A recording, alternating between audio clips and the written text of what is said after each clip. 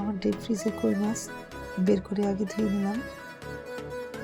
দিলাম হলুদ, মরিচ আর লবণ।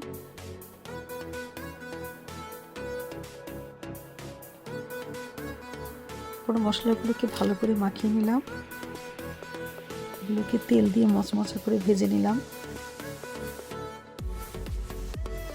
মশলার সাথে একটু শক্ত ভাজিটাই মজা লাগে।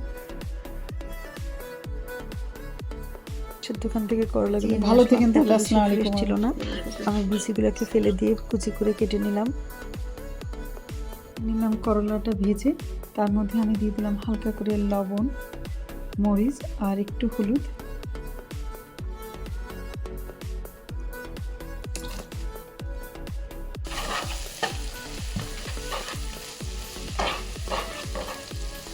এটা আমি ভালো করে ভেজে নিলাম।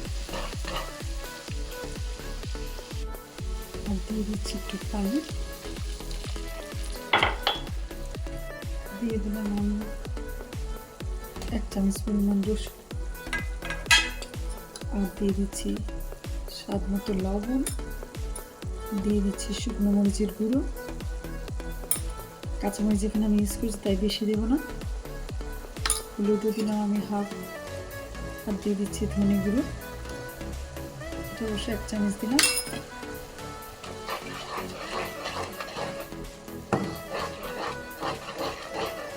দিয়ে দিচ্ছি মাছ,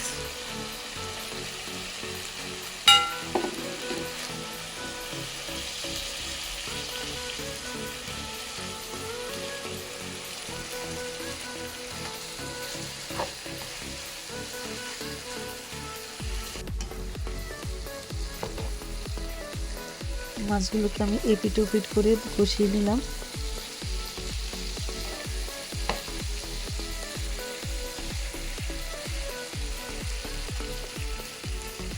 তবে কষানো হয়ে গেলে তারপরে দিয়ে দিলাম একটু পানি।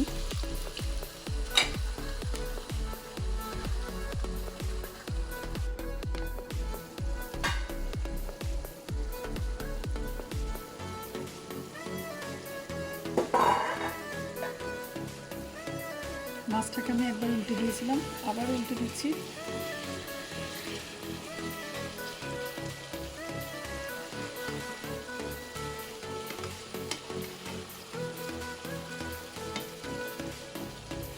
মাছটা ভালো মতো কষানো হয়ে গেছে, এখন আমি এর মধ্যে করলাটা দিয়ে দেব।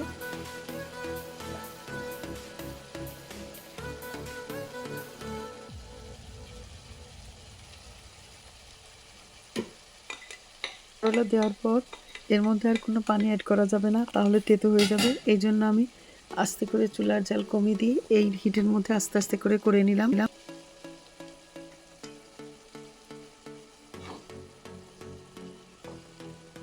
করলাটা বেশি ভাজাও না, কম ভাজাও না, মিডিয়াম ভাজলে বেটার হয়।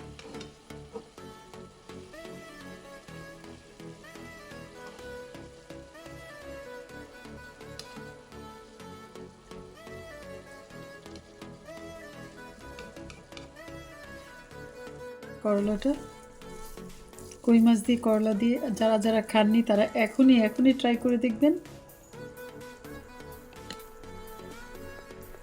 অবশ্যই ভালো লাগবে।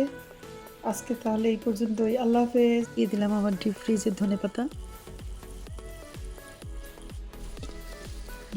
দিচ্ছিলাম। প্যাকেটের নারকেল কিনে নিয়ে আসলাম, এরকম দেখে ভাবলাম যে বড় বড়, আসলে গুঁড়া গুঁড়া নারকেল অতটা সুন্দর না, তো কি আর করা, এনেছি যখন এটাই খেতে হবে। দিচ্ছিলাম, দিয়ে দিচ্ছি সামান্য একটু দুধ, আর দিয়ে দিচ্ছি এখানে কয়েক পিস কলা।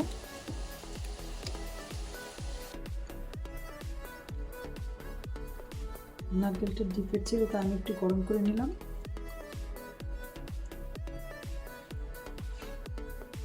পরে দিয়ে দিলাম কয়েক পিস কলা।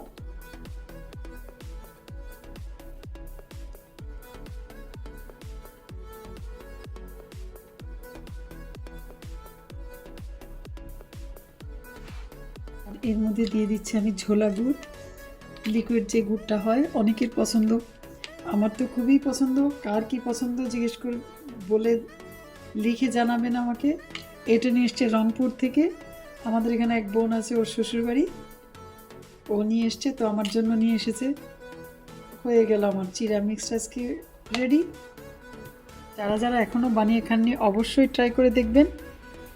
মুড়ি দিয়ে তো নারিকেল ভালো লাগে, কিন্তু চিরা দিয়েও অনেক ভালো লাগে। আর নোয়াখালী মানুষদের তো অনেক ফেভারিট, আমার শ্বশুরবাড়ির সবারই এটা অনেক পছন্দের জিনিস।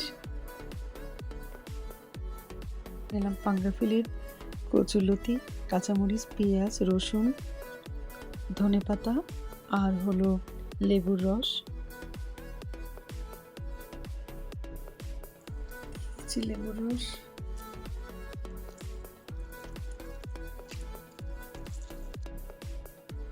দিয়ে দিলাম হলুদ, মরিচ, ধনে, জিরে আর সাথে লবণ, দিয়ে দিলাম সরিষার তেল, দিয়ে ভালো করে মাখিয়ে নিলাম। নিয়ে নিলাম সিলভার পেপারে দিয়ে আমি চুলায় দিয়ে দিলাম। দিয়ে 20 মিনিটের মধ্যেই হয়ে গেল আমার মরিচ খোলাটা। আজকে তাহলে এই পর্যন্ত। আল্লাহ হাফেজ।